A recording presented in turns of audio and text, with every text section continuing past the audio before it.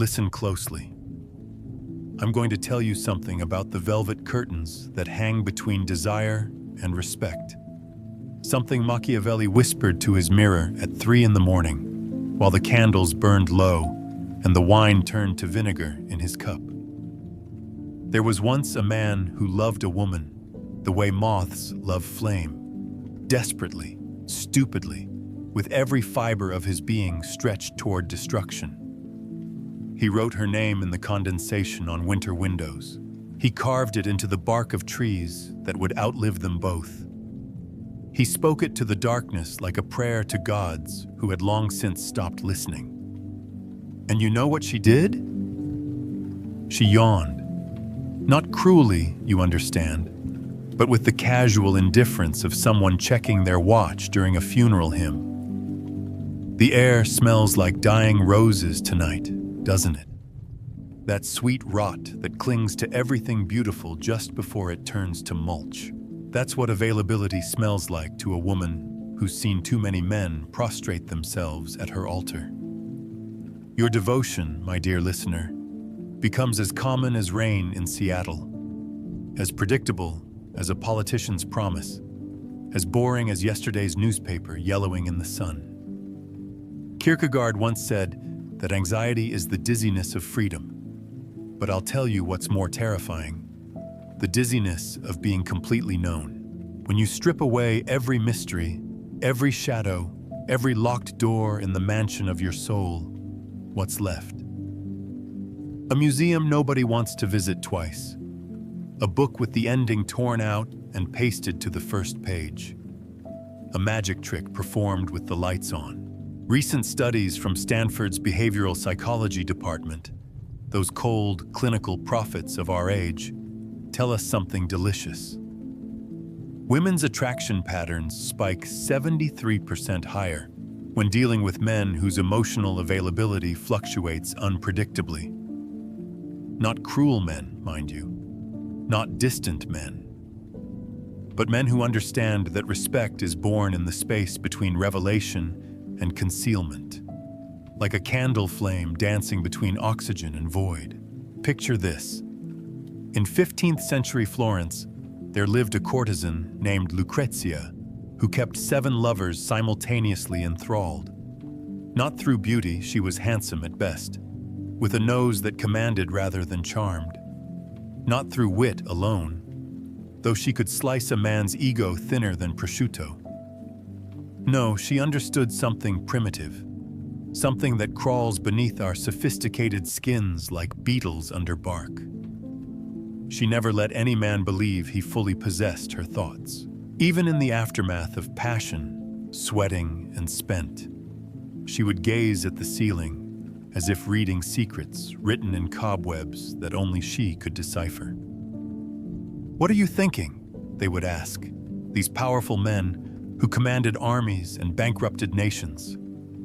"Nothing you could afford to know," she would reply, and their desire would begin its terrible resurrection all over again. You see, but Machiavelli wasn't just writing about princes and politics when he penned his forbidden wisdoms. He was writing about the economy of human attention, the stock market of desire, where scarcity drives up value faster than cocaine at a funeral director's convention. When you flood the market with your presence, your texts, your availability, your desperate little emoji hearts that pulse like dying fireflies in her notification screen, what you're really doing is devaluing your own currency until you're paying people to take it off your hands. There's an old Romanian folktale about a man who caught a fairy in his garden. She promised him anything: gold, immortality, the ability to speak to animals. But all he wanted was for her to love him. So she stayed, and she loved him, or at least performed all the gestures that look like love from the outside. But each day she grew more transparent, literally fading like morning mist, until one day he woke up embracing nothing but cold air and the memory of wings. The moral: if you're brave enough to swallow it. Even magical creatures lose their magic when caged by certainty. Here's what they don't tell you in those relationship podcasts where everyone speaks in therapy language and emotional availability is treated like a virtue instead of a weapon you're handing to someone who may or may not know how to aim. Mystery isn't about playing games. It's about acknowledging that you are not a problem to be solved, a territory to be conquered, a Wikipedia entry to be memorized. You are a forest that grows new paths in the darkness, a book that rewrites itself between readings, a song that sounds different depending on the season of the listener's grief. The moment she believes she has you completely mapped, your triggers, your desires, your Friday night routines, your predictable texts that arrive like utility bills, that's the moment you transform from a person into furniture. Comfortable, perhaps. Reliable, certainly. But whoever fell in love with a couch? Tell me, dear listener, when was the last time someone looked at you like you were a locked door they were dying to open? Or have you been standing there, keys in hand, begging them to enter?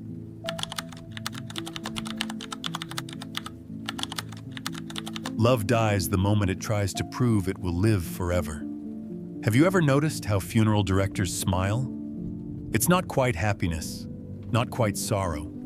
It's the expression of someone who knows that everything you're panicking about will eventually be irrelevant.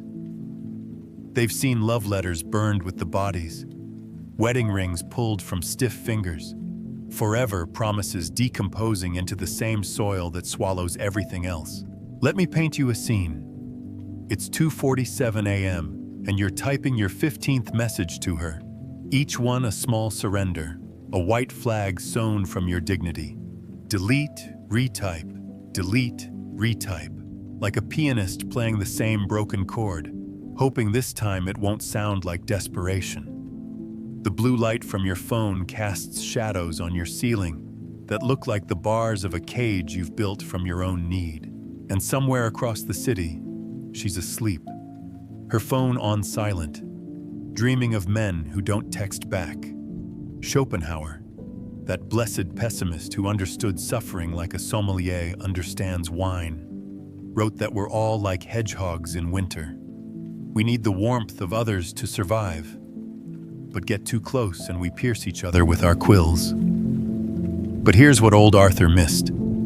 Some of us aren't hedgehogs at all. Some of us are furnaces, burning ourselves alive to keep others warm, wondering why they keep backing away from the heat. In medieval Japan, there was a practice called tsujigiri, testing a new sword by killing a random passerby at a crossroads. Brutal, yes, but there's a metaphor here if you're willing to taste the blood in it. Every time you profess your undying love, every time you promise forever, every time you swear she's the only one, you're testing the blade of your affection on the body of mystery. And mystery, unlike those poor crossroads travelers, dies so easily, so quietly, that you don't even notice the corpse until it starts to smell. A 2024 study from the University of Copenhagen, those Nordic scholars who understand darkness like fish understand water, found something peculiar. Relationships where partners expressed uncertainty about the future lasted, on average, 2.3 years longer than those where commitment was constantly vocalized. It's as if the human heart, like a cat, is more intrigued by the door that might close than the one propped permanently open. Here's a story that will crawl under your skin like a secret you wish you'd never learned. There was a man in Prague, 1894, who loved his wife so deeply that he had her portrait painted on the inside of his eyelids. A surgical procedure, experimental and excruciating, so that even in darkness, even in sleep, he would never not see her. She left him within the year. In her goodbye letter, she wrote, "I cannot compete with the woman who lives in your darkness. She never ages, never disappoints, never becomes ordinary. I am only flesh, and flesh betrays the dreams we paint on it. You think your love is a gift, But what if it's actually a burden? What if every "I love you" is another stone added to a bag she has to carry? What if your devotion, so pure in your mind, so noble in your intentions, is actually a kind of violence, a slow suffocation dressed up as an embrace? The Stoics had a phrase, amor fati, love of fate, but they meant accepting what is, not clutching at what you wish could be. When you chase her like happiness itself depends on her proximity, you're not loving fate. You're trying to rewrite it with the ink of your own need. And fate, that old crone, just laughs and laughs knowing how this story ends. I once knew a woman who kept every love letter she'd ever received in a box marked "Evidence of Temporary Insanity." She would read them aloud at dinner parties, after the wine had loosened everyone's grip on propriety. And we would laugh until we cried at the promises of forever, the declarations of unique and irreplaceable love, all sounding exactly the same. Like recordings of different people reading the same script they thought they were writing for the first time.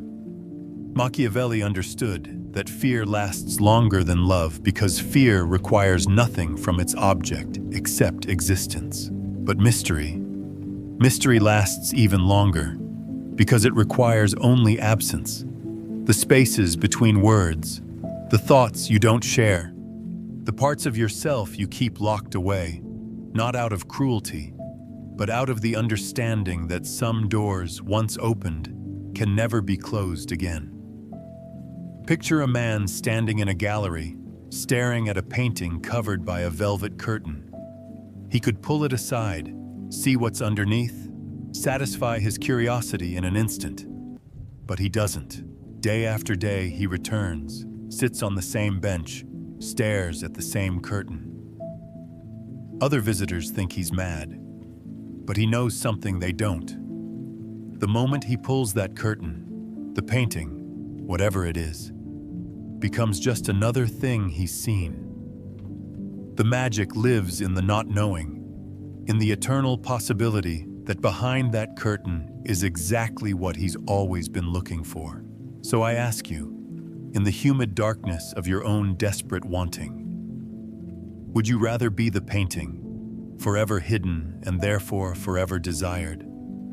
Or would you tear away your own curtain, revealing yourself completely, watching as fascination turns to familiarity, and familiarity breeds that special kind of contempt reserved for things we can predict?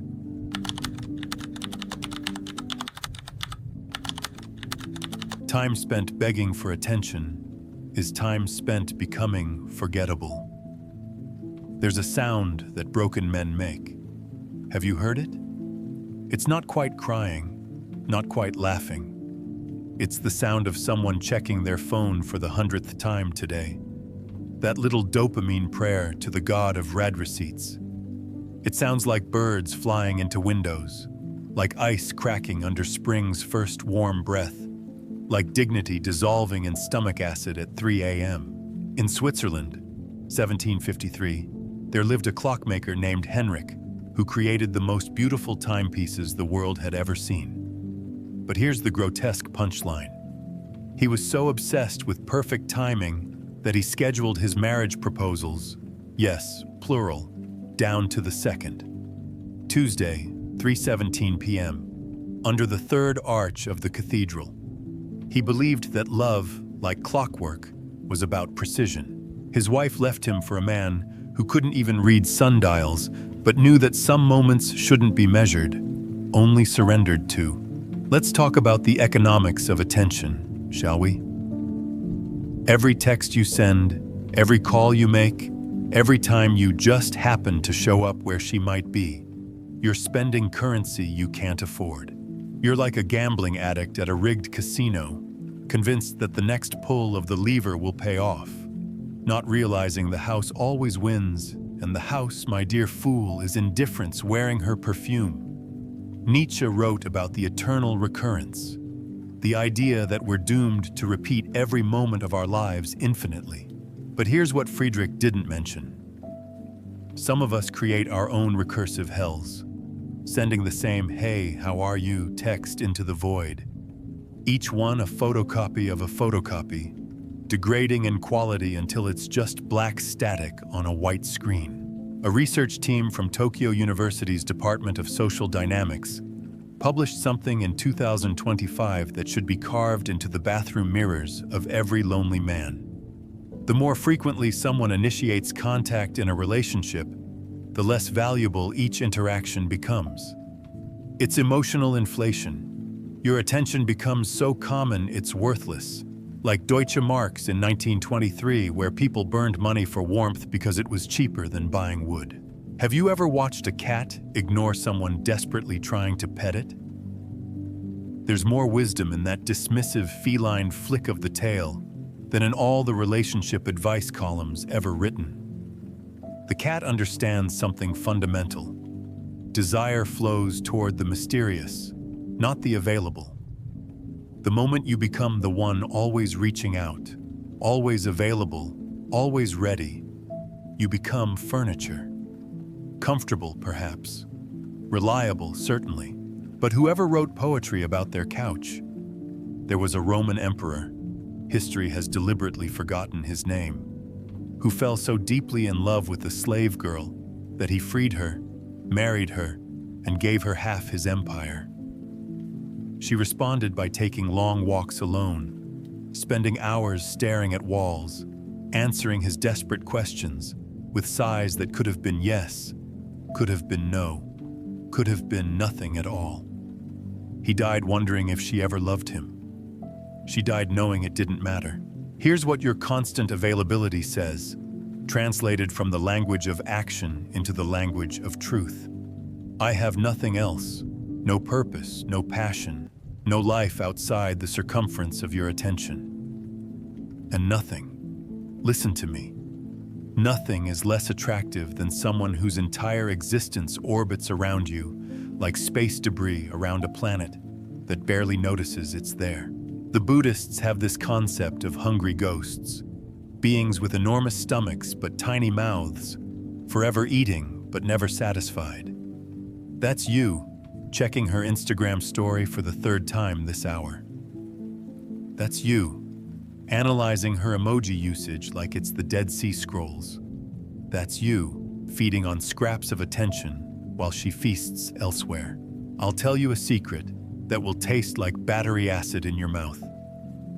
The moment you stop texting first, stop calling, stop being perpetually available, one of two things will happen. Either she'll notice the absence and reach out, unlikely but possible, like finding a unicorn in a shopping mall, or she won't notice at all. And that second possibility, that silence, that's not rejection. That's revelation. That's the universe showing you exactly where you stand. Nowhere. In Venice, during the plague years, there was a custom where lovers would leave messages in the hollow of a particular tree, never knowing if they'd be read, never waiting for responses. The tree became known as l'albero dei sussurri perduti, the tree of lost whispers. Eventually, it grew so full of rotting paper that it died from the inside out. A perfect metaphor, don't you think, for what happens when we pour our hearts into spaces that were never meant to hold them. The modern man has been taught that persistence is romantic, that wearing someone down is the same as winning them over. But what they don't tell you is that every double text, every just checking in, every screenshot of her active status with the caption, "Why is she ignoring me?" These aren't love letters. They're suicide notes for your dignity, written in the ink of your own desperation. When did you become so small that you could fit entirely inside someone else's phone? When did your heartbeat sink to the rhythm of read receipts? Tell me. No, better yet, tell yourself. What would happen if you threw your phone into the ocean right now and didn't replace it for a month? Would you die? Or would you finally, terribly, beautifully, start to live?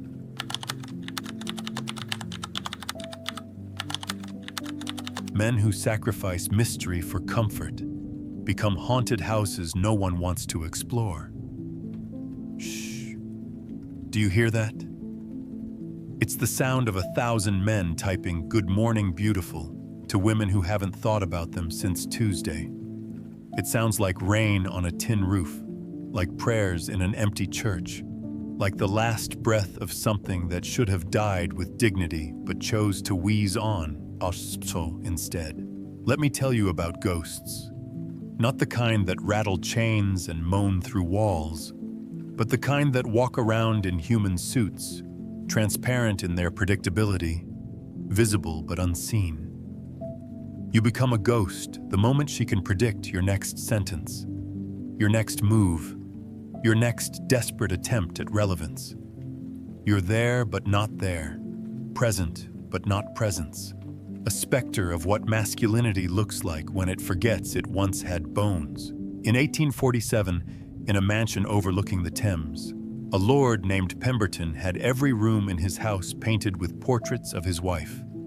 Ceilings, floors, walls, her face everywhere, inescapable, watching. He thought it was romance. She thought it was suffocation disguised as devotion. One winter morning, she simply walked out and never returned. The servants found him years later, dead in the only room he'd left unpainted, a closet where he'd hidden from the very love he'd tried to make eternal. Kierkegaard wrote about the concept of angst, that peculiar dread that comes from too many possibilities. But there's another kind of anguish, one he didn't name. The dread of being completely known, completely mapped, completely solved. When you hand someone the blueprint to your soul, don't be surprised when they decide the architecture isn't worth exploring. Here's something the relationship experts won't tell you, something that would destroy their entire industry if widely understood. Women don't fall in love with men. They fall in love with mysteries wearing men's bodies. They fall in love with questions, not answers. With fog, not clarity. With the forest, not the path. A 2024 meta-analysis from Harvard's Department of Relationship Dynamics, those prophets of pattern recognition, revealed something delicious. Women reported 67% higher sustained attraction to partners who maintained what researchers called selective opacity, areas of their lives that remained private, unexplored, unshared. Not lies, not deception, but conscious withholding. The preservation of shadow in an age of spotlights. Consider the octopus, that blessed creature of depth and darkness. When threatened, it doesn't reveal more of itself. It releases ink, creates clouds, becomes momentarily unknowable. It survives by understanding that sometimes the best defense isn't transparency, but beautiful, temporary obscurity. You think vulnerability is strength? Sometimes. But vulnerability without mystery is just nakedness without eroticism, clinical, fluorescent, unsexy. It's the difference between a striptease and a medical examination. One leaves them wanting more, the other just leaves them with information. There's an Arabic proverb that translates roughly to, "The house with all its doors open invites thieves and wind, but never guests." When you reveal everything, your childhood trauma on the third date, your deepest fears in drunk texts, your complete emotional landscape in desperate 2 a.m. phone calls, you're not being brave, you're being boring. You're turning yourself into a Wikipedia entry that no one needs to revisit because they already know how it ends. In Prague's old Jewish quarter, there's a statue of a man with no face, just smooth stone where features should be. Legend says he was a mystic who achieved enlightenment by forgetting his own name, his own story, becoming pure potential instead of fixed identity. Lovers leave flowers at his feet, not because of who he was, but because of who he might have been. That's the power of the unfinished story, the unopened door, the question that doesn't want an answer. Modern dating apps have turned us all into resumes with genitals, lists of preferences and traumas and favorite TV shows. As if love were a job interview where full disclosure equals trustworthiness. But Machiavelli knew better.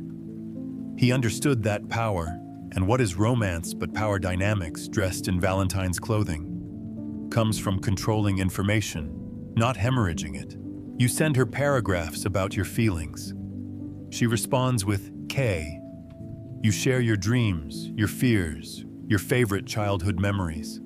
She shares memes. You're writing novels while she's leaving post-it notes, and you wonder why the conversation feels unbalanced. Here's why. You've made yourself a book she's already read, while she remains a library you'll never fully explore. There was a composer in Vienna who wrote his lover a symphony every week for a year. 52 symphonies, each more desperate than the last, each trying to capture what the previous 51 had failed to express. She left him for a mime. A mime. Someone whose entire art was about what wasn't said, what wasn't shown, what lived in the space between gesture and meaning. The cruelest truth? The moment you become fully known is the moment you become fully controllable. When she knows exactly what makes you tick, you become a clock. She can set to whatever time suits her. When she knows all your triggers, you become a gun she can aim wherever she wants. When she knows your every weakness, you become a problem she's already solved. So let me ask you something, you beautiful disaster of need and longing. What parts of yourself have you been protecting? What doors in your soul remain locked? Or have you become a house with no walls, wondering why no one wants to live there?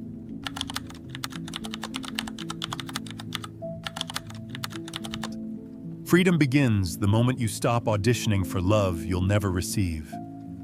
And here we are. At the end, that's really a beginning. In the darkness, that's really the first hint of dawn. Can you smell it? That's not roses or perfume or the ghost of her shampoo on pillows she'll never touch again. That's the scent of your own dignity beginning to regenerate, like skin growing over wounds, like forests returning after fire. There's a moment, and if you're lucky, you'll recognize it when it arrives. When a man stops being a beggar at the feast of feminine attention and becomes something else entirely. Not cruel, not indifferent, but sovereign. It happened to me on a Tuesday, 3 a.m., standing in my bathroom, looking at my phone with her contact pulled up, my thumb hovering over the call button like a priest over a dying man's forehead. And then, sudden as lightning, clear as cancer diagnosis, I deleted her number, not blocked. That's too much energy, too much acknowledgement. Just deleted, like clearing dust from a shelf. The liberation of the damned isn't about becoming someone who doesn't need love. It's about becoming someone who doesn't need to beg for it, audition for it, perform circus tricks for it, like a bear in a Soviet circus, dancing for scraps while the crowd throws kopecks. Nietzsche wrote that God is dead, but what he really meant was that we're free to stop genuflecting. And you, my friend, have been genuflecting at the altar of unavailable women, praying to saints who aren't listening, lighting candles for miracles that were never coming. The real miracle? The moment you stand up, knees aching from all that kneeling, and walk out of the church entirely. Here's what happens when you stop chasing. And this is data, not poetry, from a longitudinal study out of Stockholm's Institute for Human Dynamics, 2025. Men who ceased initiating contact with romantically unresponsive partners reported a 78% increase in what researchers called autonomous well-being within 6 weeks. 6 weeks! That's all it takes for your soul to remember. It exists independently of her validation. But here's the secret, wrapped inside the secret. Like those Russian dolls that reveal smaller and smaller truths. The moment you truly stop caring whether she texts back. The moment you genuinely release the need for her attention. That's often when it arrives. Not always, not reliably, but often enough to be cosmic comedy. Because the universe, that grand comedian, loves nothing more than giving us what we wanted the moment we stop wanting it. There's a Tibetan practice where monks create elaborate sand mandalas, spending weeks on intricate patterns of colored sand, only to sweep them away the moment they're complete. Tourists watch in horror. All that work, all that beauty, destroyed. But the monks understand. The beauty was in the creating, not the keeping. The value was in the process, not the outcome. Your love, your attention, your desperate need. These are sand mandalas you've been trying to preserve under glass, not understanding that their destruction is their completion. In medieval alchemy, there was a stage called nigredo, the blackening, where everything had to rot completely before it could transform into gold. You're in your nigredo phase, my friend. All those illusions about love conquering all, about persistence paying off, about her eventually seeing your worth. They're rotting, putrefying, turning black as midnight soil. Good. Let them rot. Gold only comes after everything false has been burned away. I knew a man once who kept a journal of every woman who'd rejected him, not out of bitterness, but out of gratitude. Each no, he told me, was the universe protecting me from a yes that would have destroyed me. He died alone but not lonely, surrounded by books and plants and the kind of deep silence that sounds like peace. The Stoics had this concept of ataraxia, a state of serene calmness, unmoved by external events. But they missed something crucial. You can't achieve ataraxia by trying to achieve it. It arrives the moment you stop trying to achieve anything, the moment you stop performing your life like it's a play where she's the only audience member that matters. Here's the final paradox, the last little poison pill of truth for you to swallow. The man who needs nothing from a woman becomes the man women need. Not want, need. Because in a world full of desperate jesters juggling for attention, the man sitting still in his own sovereignty becomes the only show worth watching. There's a beach in Portugal where the tide pools create perfect mirrors at sunset. Locals say, if you look into them at the right moment, you don't see your reflection. You see who you could have been if you'd never learned to doubt yourself. Most people never find the right moment. They're too busy taking selfies, trying to capture proof they exist, not realizing existence doesn't require proof, only presence. Machiavelli's last words, according to legend, were, "I desire to go to hell, not to heaven. In hell I shall enjoy the company of popes, kings, and princes, but in heaven are only beggars, monks, hermits, and apostles." What he meant, what he really meant, was that he'd rather burn authentically than genuflect falsely. He'd rather rule in his own darkness than serve in someone else's light. So here's my invitation, my dark benediction, my final whisper into the void of your need. Stop. Just stop. Stop texting. Stop calling. Stop hoping. Stop waiting. Stop performing. Stop auditioning. Stop believing that your value depends on her recognition of it. Become the void instead of shouting into it. Become the question instead of desperately seeking answers. Become the locked door instead of the one always knocking. And now, my beautiful disaster, my fellow traveler through this grotesque carnival of need and rejection, I ask you one last question. Not for me, but for the man you could become if you finally stopped trying to become him for her. What would you do tomorrow if you knew, with absolute certainty, that no woman would ever love you, Would you die? Or would you finally, terribly, magnificently begin to live?